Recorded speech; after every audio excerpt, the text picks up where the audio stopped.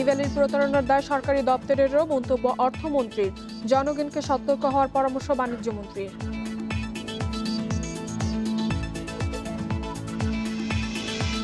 সঞ্চয়পত্রের সুদ হার কমানোয় বিনিয়োগকারীরা ক্ষতিগ্রস্ত হবে না বলছিলেন অর্থমন্ত্রী। ভবিষ্যতে বাড়তে পারে সুদ হার।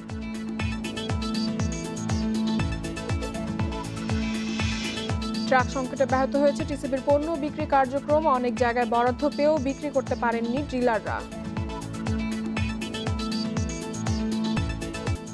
সবাইকে আমন্ত্রণ অর্থনীতি সারাদিনে। আপনাদের সাথে আছে আমি ইফাতারা। এতক্ষণ শুনছিলেন শিরোনাম, এবারে জানাবো বিস্তারিত। সরকারের কোনো না কোনো প্রতিষ্ঠানের অনুমতি নিয়ে ব্যবসা করেছে ইভ্যালি, তাই তাদের জালিয়াতির দায় বাণিজ্য মন্ত্রণালয়, বাংলাদেশ ব্যাংক সহ সংশ্লিষ্ট সব দপ্তরকে নিতে হবে না বলে মন্তব্য করেছেন অর্থমন্ত্রী। তবে বাণিজ্যমন্ত্রী বললেন, অনলাইনে প্রতারণা ঠেকাতে সরকারের পাশাপাশি সতর্ক হতে হবে জনগণকেও। রাজধানীতে আলাদা সংবাদ সম্মেলনে এসব কথা বলেন মন্ত্রীরা। ব্যাংকে জয়েন করার পরে আমার উদ্যোক্তা হওয়ার স্বপ্ন হয়েছে এরকম ঠিক। ইভ্যালি, অরেঞ্জ সহ বেশ কয়েকটি কমার্স প্রতিষ্ঠানের প্রতারণার শিকার হয়েছে কয়েক লাখ মানুষ। সম্প্রতি কয়েকটি প্রতিষ্ঠানের শীর্ষ কর্মকর্তাও গ্রেফতার হয়েছে, কিন্তু ক্রেতারা তাদের টাকা ফেরত পাবে কিনা তা নিয়ে সংশয় তৈরি হয়েছে। এছাড়াও এইসব প্রতারণার দায় কার তা নিয়ে চলছে পাল্টাপাল্টি প্রশ্ন। বুধবার ক্রয় সংক্রান্ত মন্ত্রিসভা কমিটির বৈঠক শেষে এক সংবাদ সম্মেলনে অর্থমন্ত্রী আহম মুস্তফা কামাল বলেন, সংশ্লিষ্ট কোনো প্রতিষ্ঠানের ছাড়পত্র নিয়ে কমার্স প্রতিষ্ঠানগুলো ব্যবসা করছে, সেই সুযোগে গ্রাহকদের সাথে প্রতারণাও করছে। এর দায় বাণিজ্য মন্ত্রণালয়, বাংলাদেশ ব্যাংক সহ সংশ্লিষ্ট সব দপ্তরকেই নিতে হবে।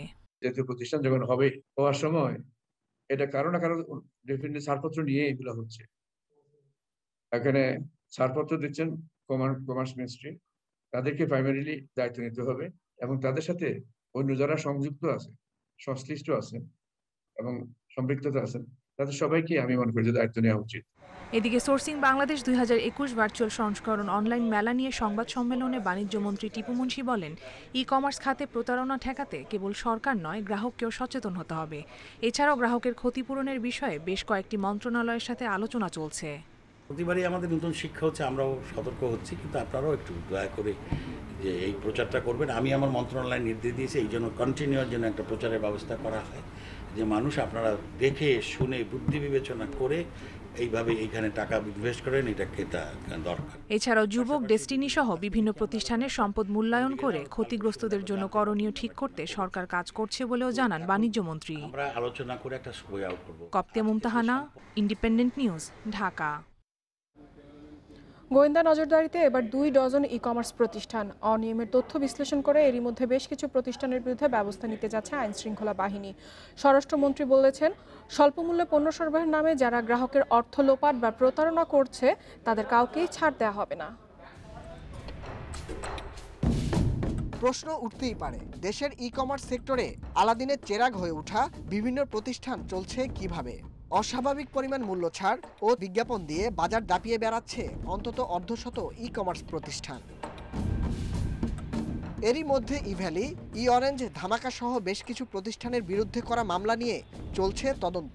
স্বরাষ্ট্রমন্ত্রী বলছেন, কমার্সে অনিয়মের সাথে জড়িত কাউকেই ছাড় দেয়া হবে না। অ্যাট্রাকটিভ মুনাফার কথা বলছেন, যেই গাড়ির দাম ধরেন 100 টাকা, সে বলছে 50 টাকায় দিবে। এইগুলি বাস্তবসম্মত কি না, যারা প্রতারিত করবেন তাদেরকে খুঁজে আইন শৃঙ্খলা বাহিনী বের করবেন, তাদেরকে শাস্তির ব্যবস্থাও আমরা করে দিব। আইন শৃঙ্খলা বাহিনীর সদস্যরা বলছেন, মন্ত্রণালয়ের নির্দেশনা অমান্য করে ব্যাঙের ছাতার মতো গড়ে ওঠা প্রতিষ্ঠানের ব্যাপারে তদন্ত শুরু করেছেন তারা। এর মধ্যে দালাল প্লাস, শ্রেষ্ঠ.com, থলে, আনন্দের বাজার, আকাশনীল, পারপ্লেক্স, পল্লী বাজার, লাকসুরা সহ অন্তত 24টি কমার্স প্রতিষ্ঠানের অনিয়ম তদন্তে মাঠে নেমেছেন তারা। অনেকগুলো কোম্পানির বিরুদ্ধে আমরা ছায়া তদন্ত করছি। তাদের বিরুদ্ধে আমরা যদি মানি লন্ডারিং বা আর্থিক অনিয়মের অভিযোগ আমরা পাই, আমাদের প্রাথমিক অনুসন্ধানে যদি সেটা পাই, তাদের বিরুদ্ধে আমরা মামলা রুজু সহ আইনানুগ ব্যবস্থা করি। কমার্স খাতে বেশ কিছু প্রতিষ্ঠান রয়েছে যারা এখনো গ্রাহকদের সাথে প্রতারণা করছে বা তারা বিভিন্ন পণ্য না দিয়ে তাদের টাকা আটকে রাখছে। এই সম্পর্কিত আমাদের গোয়েন্দা নজরদারি অব্যাহত রয়েছে। বেশিরভাগ প্রতিষ্ঠান কমার্স নীতিমালার এসক্রো সিস্টেমের বাইরে সরাসরি লেনদেন করছে গ্রাহকের সাথে। এদেরকে দ্রুতই আইনের আওতায় আনার কথা জানিয়েছে গোয়েন্দা পুলিশ। বেশ অনেকগুলি নীতিমালার মধ্যেই আছে, কিন্তু সেটাকে ফলো করা হচ্ছে না। মানুষ দিনের পর দিন টাকা জমা দিয়ে টাকা পণ্য পাচ্ছে না। প্রতারণা যে যেখানেই করুক, ওরা যদি আইনের সহায়তা চায়, আমরা অবশ্যই আইনগত সহায়তা আমরা করব। প্রতারণা রোধে অনলাইন কেনাকাটায় গ্রাহকদের আরও সতর্ক হবার পরামর্শ আইন শৃঙ্খলা বাহিনীর। Nahid Kamal, Independent News, Dhaka. সঞ্চয়পত্রের সুদহার 1 থেকে 2% কমানোর পরও কম আয়ের বিনিয়োগকারীরা ক্ষতিগ্রস্ত হবে না বলে মন্তব্য করেছেন অর্থমন্ত্রী আহম মুস্তফা কামাল। বুধবার ক্রয় সংক্রান্ত মন্ত্রিসভা কমিটির বৈঠক শেষে এক সংবাদ সম্মেলনে কথা বলেন মন্ত্রী। এ সময় তিনি আরও বলেন, 15 লাখ টাকা পর্যন্ত সুদের হার আগেরটা বহাল রেখে তাদের সুরক্ষা নিশ্চিত করা হয়েছে। সুদহার কম বেশি এটা চলমান প্রক্রিয়া, ভবিষ্যতে সুদহার আবারও বাড়তে পারে। সঞ্চয়পত্রের interest rate compare to other instruments বেশি। এখন আমরা সবকিছু বিবেচনায় আমরা প্রান্তিক বিনিয়োগকারীদের স্বার্থ দেখেছি এবং সবকিছু বিবেচনায় নিয়ে মিনিমাম থ্রেশহোল্ডটা 15 লাখ টাকা পর্যন্ত আমরা হাত দিইনি, ওটা ঠিকই রেখেছি। বাংলাদেশে আইসিটি, নবায়নযোগ্য জ্বালানি, কৃষি প্রক্রিয়াকরণ, ব্লু ইকোনমি, পর্যটন ও হাইটেক পার্কে মার্কিন বিনিয়োগের আহ্বান জানিয়েছেন প্রধানমন্ত্রী শেখ হাসিনা। স্থানীয় সময় মঙ্গলবার নিউ ইয়র্কে ইউএস বাংলাদেশ বিজনেস কাউন্সিল আয়োজিত ভার্চুয়াল গোলটেবিল আয়োজনে এ আহ্বান জানান তিনি। এর আগে সকালে একটি উচ্চ পর্যায়ের বৈঠকে বিশ্বের নারী নেতাদের নেটওয়ার্ক গঠনের আহ্বান জানান প্রধানমন্ত্রী। যুক্তরাষ্ট্রের স্থানীয় সময় মঙ্গলবার ইউএস বাংলাদেশ বিজনেস কাউন্সিল প্রধানমন্ত্রী শেখ হাসিনার সম্মানে Bangladesh forward the frontier for growth শীর্ষক ভার্চুয়াল গোলটেবিল বৈঠকের আয়োজন করে। ইউএস বাংলাদেশ বিজনেস কাউন্সিলের সদস্য এবং যুক্তরাষ্ট্র ও বাংলাদেশ ব্যবসায়ী নেতারা এতে অংশ নেন। বৈঠকে প্রধানমন্ত্রী বাংলাদেশের বিভিন্ন প্রতিশ্রুতিশীল খাতে মার্কিন বিনিয়োগের আহ্বান জানান। আমরা আইসিটি, নবায়নযোগ্য জ্বালানি, জাহাজ নির্মাণ, অটোমোবাইল, হালকা প্রকৌশল, কৃষি প্রক্রিয়াকরণ, ব্লু ইকোনমি, পর্যটন, জ্ঞানভিত্তিক হাইটেক শিল্পসহ অন্যান্য লাভজনক খাতে মার্কিন বিনিয়োগের আমন্ত্রণ জানাচ্ছি। বর্তমান বার্ষিক দ্বিপাক্ষিক বাণিজ্য $9 বিলিয়ন থেকে বাড়াতে ইউএস বাংলাদেশ বিজনেস কাউন্সিল অনুঘটকের ভূমিকা পালন করতে পারে। এ সময় যুক্তরাষ্ট্রের সাথে বাংলাদেশ ফ্রি ট্রেড এগ্রিমেন্টের বিষয়ে আলোচনা শুরু করতে প্রস্তুত বলেও জানান প্রধানমন্ত্রী। বাংলাদেশ সঠিক সময়ে যুক্তরাষ্ট্রের সাথে ফ্রি ট্রেড এগ্রিমেন্টের বিষয়ে আলোচনা শুরু করতে প্রস্তুত। অন্যান্য সম্ভাবনাময় খাতে সুবিধা দিতে অবকাঠামো ও বিদ্যুৎ সরবরাহ নিশ্চিতে ব্যাপক বিনিয়োগ করেছে বাংলাদেশ। 100টি বিশেষ অর্থনৈতিক অঞ্চলের একটি শুধুমাত্র আমেরিকান কোম্পানিগুলোকে দেওয়ার জন্য প্রস্তুত রয়েছে বাংলাদেশ। এছাড়াও 28টি হাইটেক পার্কে মার্কিন বিনিয়োগের আমন্ত্রণ জানাচ্ছি। মঙ্গলবার জাতিসংঘের 76তম সাধারণ পরিষদের উদ্বোধনী অধিবেশনে যোগ দেন প্রধানমন্ত্রী শেখ হাসিনা। পরে জাতিসংঘ সাধারণ পরিষদের সভাপতির আহ্বানে নারী নেতাদের নিয়ে একটি উচ্চ পর্যায়ের বৈঠকে বিশ্ব নেতাদের সামনে 3টি প্রস্তাব রাখেন। এছাড়াও নিউ ইয়র্কে কুয়েত ও সুইডেনের প্রধানমন্ত্রীর সঙ্গে দ্বিপক্ষীয় বৈঠক করেন প্রধানমন্ত্রী। নূরা জান্নাত, ইন্ডিপেন্ডেন্ট নিউজ। বুধবার দুপুরে শেষ হওয়া সারা দেশে ট্রাক ধর্মঘটে রাজধানীর কাঁচা বাজারে তেমন প্রভাব পড়েনি। বিক্রেতারা জানান, অন্য সময়ের মতো নিয়মিত পণ্য আসায় দামের হেরফের নেই। তবে ট্রাক সংকটে ব্যাহত হয়েছে টিসিবির পণ্য বিক্রি কার্যক্রম। অনেক জায়গায় বরাদ্দ পেয়েও বিক্রি করতে পারেননি ডিলাররা। রাজধানীর কারওয়ান বাজারে অন্য দিনের মতোই সবজির পসরা সাজিয়েছেন বিক্রেতারা। আড়তগুলোতেও পণ্য সরবরাহ পর্যাপ্ত। বুধবার দুপুরে শেষ হওয়া ধর্মঘটের তেমন প্রভাব নেই বাজারে। বিক্রেতারা বলছেন, কিছু জায়গা থেকে ট্রাক দেরিতে আসলেও বাজারে পণ্যের অভাব নেই। একই চিত্র মাছের বাজারেও। যোগান ভালো থাকায় দামের কোনো পরিবর্তন নেই। কোনো সমস্যাই নাই, প্রতিদিনের মাছ প্রতিদিন আইতেই আছে, একদিনও মিস নাই। কালকে তো সমস্যা হয় না, আজকে সমস্যা হয় কিনা সেটা এখন তো বলতে পারতেছি না। এদিকে ট্রাক সংকটে নিয়মিত পণ্য বিক্রি কার্যক্রমে ব্যাহত হয়েছে টিসিবির। গুদামে নেই অন্য দিনের মতো ব্যস্ততা। বরাদ্দ পেলেও গাড়ি সংকটে পণ্য তুলতে পারেননি অনেক ডিলার। এতে কম দামে পণ্য কিনতে ভোগান্তিতে ভোক্তারা।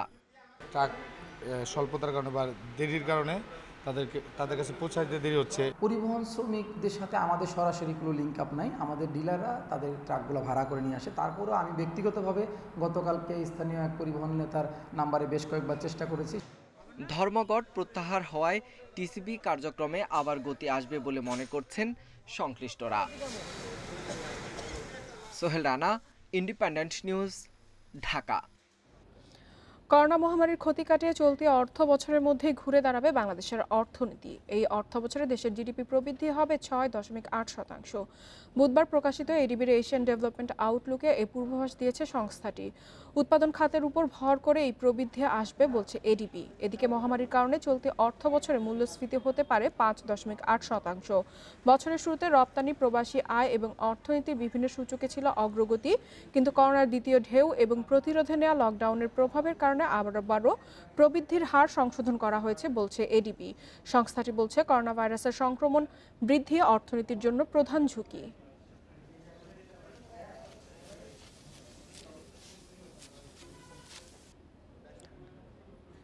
এদিকে বাংলাদেশের জন্য নতুন অংশীদারিত্ব কৌশলপত্র প্রণয়ন করেছে এশিয়া উন্নয়ন ব্যাংক এডিবি, যার আওতায় $1,200 কোটি পর্যন্ত ঋণ সহায়তা দেওয়া হবে। মঙ্গলবার ফিলিপাইনের রাজধানী ম্যানিলায় অবস্থিত এডিবির সদর দপ্তর থেকে নতুন অংশীদারিত্ব কৌশলপত্র ঘোষণা করা হয়। আগামী 5 বছর পর্যায়ক্রমে এই সহায়তা পাবে বাংলাদেশ। মূলত মহামারীর ক্ষতি কাটিয়ে ওঠা সহ বাংলাদেশের প্রতিযোগিতা সক্ষমতা, কর্মসংস্থান বৃদ্ধি, বেসরকারি খাতের উন্নয়ন, সবুজ শিল্পায়ন, জলবায়ু, মানব সম্পদ ও সামাজিক সুরক্ষা শক্তিশালী করতে এই ঋণ সহায়তা দিচ্ছে এডিবি। সংস্থাটি বলছে এই সহায়তার মাধ্যমে দেশের সরকারি ও বেসরকারি খাতে বিনিয়োগ বাড়বে, যা 2031 সালের মধ্যে উচ্চ মধ্যম আয়ের দেশে পরিণত হতে সহায়ক হবে।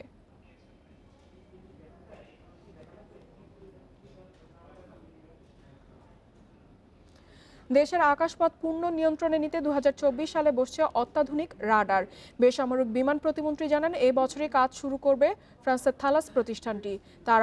তিনি আরও বলেন, শাহজালাল বিমানবন্দরে এটি বসানো হলে দেশের আকাশ সীমায় চলাচল যে কোনো যান নিয়ন্ত্রণ করা যাবে।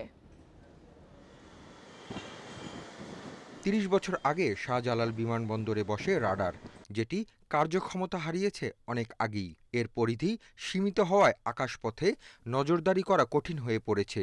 ফলে সুন্দরবন, পার্বত্য চট্টগ্রাম ও বঙ্গোপসাগরের বিস্তীর্ণ এলাকায় কোনো উড়োজাহাজ চললে তা জানতে পারে না বাংলাদেশ। 2 বছরের মধ্যে এসব সমস্যার সমাধান হবে বলে জানালেন বেসামরিক বিমান পরিবহন ও পর্যটন প্রতিমন্ত্রী।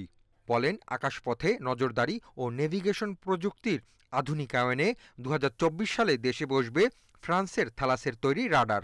বিশ্বের সবচেয়ে অত্যাধুনিক রাডার যেটা থেলাস তাদের কাছ থেকে আনার চুক্তি হয়েছে, ওয়ার্ক অর্ডার সমস্ত কিছুই হয়েছে, এখন শুধু সময়ের অপেক্ষা। রাডার তারা তৈরি করে দিবে, সুতরাং এই ব্যাপারে অনেক দূর অগ্রসর আমরা। তিনি আরও জানান, আকাশসীমার নিচ দিয়ে কোনো উড়োজাহাজ, হেলিকপ্টার ও ড্রোন উড়ে গেলে বর্তমান রাডারটি ধরতেই পারে না। এছাড়া রয়েছে ব্ল্যাক স্পটও, যা নিরাপত্তার জন্য ঝুঁকি বলে মনে করেন প্রতিমন্ত্রী। রাডারে তো সমস্ত কিছুই ধরা পড়বে, সুতরাং বিমানের সেফটি, সিকিউরিটি, রাডারের কাজ যেটা বিমান চলাচলের ক্ষেত্রে যে কোনো ধরনের হুমকি, ঝুঁকি সমস্ত কিছু এটার মধ্যে ধরা পড়বে। ড্রোন তো আসবেই, ড্রোন থেকে আরও ক্ষুদ্রতর কোনো কিছু হইলে সেটাও ধরা পড়বে। নতুন রাডার বসলে দেশের ক্যাসমিক সীমায় অনুমোদনহীন কোনো যান ঢুকে পড়লে তা নিয়ন্ত্রণ করা যাবে। একই সাথে বাড়বে রাজস্ব আয়ও। Hasib Mahmud Shah, Independent News, Dhaka. কৃষি জমিতে পুকুর খনন করা বেআইনি হলেও চুয়াডাঙ্গায় এক শ্রেণীর অসাধু লোকজন অবাধে কাটছে পুকুর। এতে নষ্ট হচ্ছে ফসলি জমি, একই সঙ্গে পাশের জমিগুলো অনাবাদি হয়ে পড়ছে। প্রশাসনের নজরদারি না থাকায় বন্ধ হচ্ছে না কৃষি জমিতে অবৈধ পুকুর খনন। চুয়াডাঙ্গায় প্রতিনিয়ত কমছে আবাদি জমির পরিমাণ। সরকারি নিষেধাজ্ঞা অমান্য করে কৃষি জমিতে খনন করা হচ্ছে পুকুর। এতে বর্ষাকালে চাষযোগ্য জমিতে দেখা দিচ্ছে জলাবদ্ধতা। একইভাবে শুষ্ক মৌসুমে সেচের পানি চলে যায় পুকুরে। অভিযোগ রয়েছে, নজরদারি না থাকায় বছরের পর বছর এই আবাদি জমিতে পুকুর খনন চলছে। মধ্যে পুকুর কেটেছে, এই পুকুর কাটাতে ফসলের অনেক ক্ষতি হচ্ছে, মাঠে পানি দাঁড়াচ্ছে না, পুকুরে পানি টেনে নিচ্ছে, ফসল একটু খরা হলে ফসল মার হয়ে যাচ্ছে। ভাটার জন্য পুকুর কাটা হয়ে গেছে, ভাটা হওয়ার পরে এখন পুকুর হয়ে গেছে, এখন পুকুরে মাছ চাষ করছে। আগে এখানে ধানের চাষ হইতো। মাটি কাটা গাড়ি এসে সিরিয়ালে একসাথে 3টে গাড়ি কাটা বলে। আর এই গত বছর এই বেডটা নতুন করে এই সাইডেরটা কাটা হয়েছে। এই পুকুরটা জলকার হলো 24 বিঘে, এখন দেখা যাচ্ছে 34 বিঘে। মানুষের সব ভেঙেছিল, এই যেমন বাঁশঝাড়টা ডেঙাই ছিল, ভেঙে একদম চলে গিয়েছে হান দিয়ে ওর ভিতরে। ফসল উৎপাদন হয় এমন জমিতে পুকুর খননের অনুমতি দেওয়া হয় না জানিয়ে উপজেলা নির্বাহী কর্মকর্তা বলছেন এ বিষয়ে কোনো অভিযোগ পেলে ব্যবস্থা নেওয়া হবে। কালেক্টরেটের অনুমতি ব্যতীত কেউ এখানে পুকুর বা অন্য কিছু খনন করতে পারবে না। আমাদের জেলা প্রশাসক স্যার সেটা আমাদের মাধ্যমে তদন্ত করিয়ে সেই জায়গাটা যদি কৃষির কোনো ফসলের উপযুক্ত থাকে তাহলে সেটা সাধারণত আমরা পুকুর খনন করার কোনো অনুমতি দেওয়া হয় না। কৃষি বিভাগ জানিয়েছে প্রতি বছরই 2 থেকে 3% হারে কৃষি জমি কমছে। Independent news desk. ঠাকুরগাঁও গত বছরের তুলনায় বেশি জমিতে পাটের আবাদ হয়েছে, তবে বৃষ্টি কম হয় পাটের মান কিছুটা খারাপ। বর্তমান বাজার দরে খুব বেশি লাভ থাকছে না চাষিদের। পাটের ফলন ও মান বাড়াতে উন্নত পদ্ধতির উপর জোর দিচ্ছে কৃষি বিভাগ। ক্ষেত থেকে পাট কাটা, পানিতে ডোবানো ও ধোয়ার কাজে এখন ব্যস্ত সময় পার করছেন ঠাকুরগাঁওয়ের চাষিরা। গত বছর পাটের ফলন ও দাম দুটোই ভালো ছিল, সে কারণে এবারও বিপুল জমিতে পাটের আবাদ করেছেন তারা। বর্তমানে বাজারে পাট উঠলেও মন প্রতি বিক্রি হচ্ছে 2 থেকে 2,500 টাকা। 45 শতক ইয়াতে মাটিতে আমি পাটা লাগাইছি, মোটামুটি 8 মনের পাটা হবে আর কি। মোটামুটি দাম ভালো, কিছু লাভবান হবো আর কি। হাল চাষ করে সার দিয়ে পাট লাগাই দিচ্ছি, ইনশাল্লাহ পাটের এবার বাম্পার ফলন নিচ্ছে। লক্ষ্যমাত্রার চেয়ে বেশি জমিতে পাট চাষ হলেও এবছর জেলায় বৃষ্টিপাত কম হওয়ায় পাটের মান কিছুটা খারাপ হয়েছে বলে জানান কৃষি সম্প্রসারণ অধিদপ্তরের এই কর্মকর্তা। এবছর গত বছরের তুলনায় বৃষ্টিপাত কম হয়, যদি এই বৃষ্টিপাতটা ঠিকমতো হতো তাহলে হয়তো পাটের মান আরো একটু ভালো হতো এবং কৃষকরা আরো ভালো দাম পেত। চলতি বছর জেলায় 6,817 হেক্টর জমিতে পাট আবাদ হয়েছে। এর মধ্যে দেশি জাতের পাট আবাদ হয়েছে 717 হেক্টর ও তোষা জাতের পাট আবাদ হয়েছে 6,100 হেক্টর জমিতে। Independent news desk. এবারে শেয়ার বাজারের খবর। সপ্তাহের চতুর্থ কার্যদিবসে সূচক কমেছে ঢাকা স্টক এক্সচেঞ্জে, তবে বেড়েছে লেনদেনের পরিমাণ। এছাড়া ডিএসইতে প্রায় 55.5 প্রতিষ্ঠানের শেয়ারের দর হারিয়েছে। অন্যদিকে সার্বিক সূচক ও লেনদেন কমেছে চট্টগ্রাম স্টক এক্সচেঞ্জে। বুধবার লেনদেনের শুরু থেকেই উত্থান পতন ছিল ঢাকা স্টক এক্সচেঞ্জে, তবে দিন শেষে প্রধান সূচক ডিএসএক্স কমেছে 16.72 পয়েন্ট, অবস্থান করছে 7,241 পয়েন্টে। সূচক কমলেও বেড়েছে লেনদেনের পরিমাণ। মোট লেনদেন হয়েছে 2,149 কোটি 46 লাখ টাকার শেয়ার, যা আগের দিনের চেয়ে 240 কোটি 65 লাখ টাকা বেশি। হাত বদলে অংশ নিয়ে 376টি কোম্পানি ও মিউচুয়াল ফান্ডের মধ্যে দর বেড়েছে মাত্র 125টির, কমেছে 209টির এবং অপরিবর্তিত আছে 42টি প্রতিষ্ঠানের শেয়ার দর। সবচেয়ে বেশি লেনদেন হওয়া প্রতিষ্ঠানের তালিকার প্রথম অবস্থানে রয়েছে ওরিয়ন ফার্মাসিউটিক্যালস, দ্বিতীয় বেক্সিমকো লিমিটেড, তৃতীয় অবস্থানে ম্যাক্সন স্পিনিং।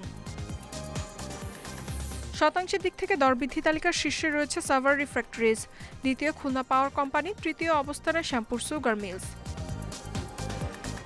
অন্যদিকে চট্টগ্রাম স্টক এক্সচেঞ্জে সার্বিক সূচক কমেছে 88.58 পয়েন্ট, অবস্থান করছে 21,151 পয়েন্টে। লেনদেন হয়েছে 62 কোটি 33 লাখ টাকার শেয়ার। ইফাতারা, independent news. সাম্প্রতিক সময়ে ই কমার্স খাতের বিভিন্ন দুর্নীতির বিষয় নিয়ে কথা বলছেন বাণিজ্যমন্ত্রী, সরাসরি চলে যাচ্ছে সেখানে। কিন্তু কোনো সেন্ট্রাল কমপ্লেন্ট ম্যানেজমেন্ট সিস্টেম এখনো আমরা করতে পারিনি, এইটা করতে হবে সো দ্যাট সব কমপ্লেনগুলো মনিটরিং করা যায় এবং মামলা মোকদ্দমার আগেই সেগুলো ফয়সালা করা যায়।